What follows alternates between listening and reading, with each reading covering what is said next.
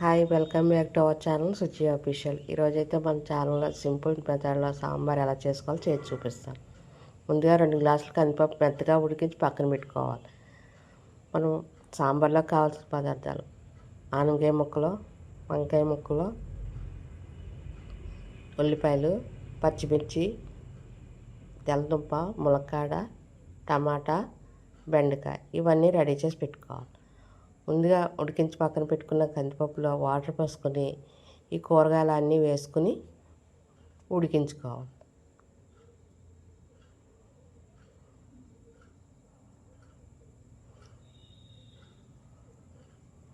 ఉడికించేటప్పుడు కొంచెం ఉప్పు, పసుపు వేసి బాగా ఉడకనివ్వాలి. మూత పెట్టి ఉడికించుకోవాలి. ఇవి ఉడికే లోపల మనం పెద్ద నిమ్మకాయ సైజ్ అంతా చింతపండు తీసుకుని రసం తీసుకుని పక్కన పెట్టుకుందాం.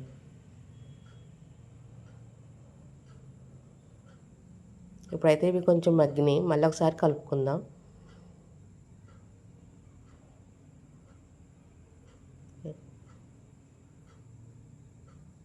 ఇప్పుడు 2 స్పూన్లు కారం వేసుకుని ఒకసారి మళ్ళీ కలుపుకుందాం.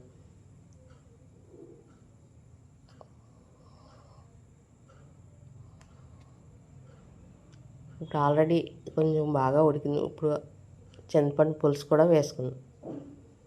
కొంచెం కరివేపాకు వేసి ఒకసారి బాగా కలుపుకుందాం.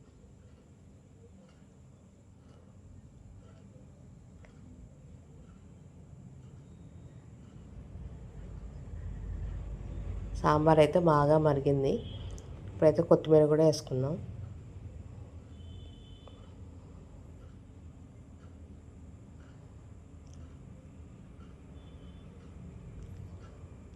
ఇది బాగా మరుగుతుంటే ఇప్పుడు సాంబార్ పొడి వేసుకుందాం.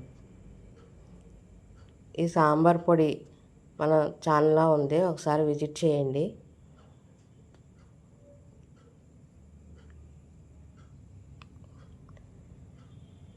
బాగా కలుపుకొని సాంబార్ అయితే మరిగిపోయింది.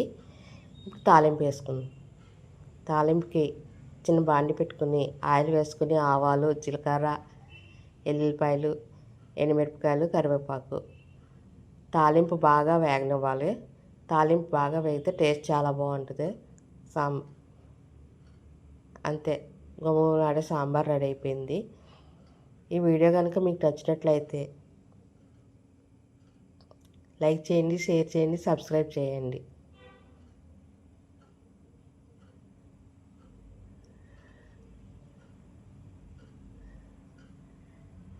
Thanks for watching.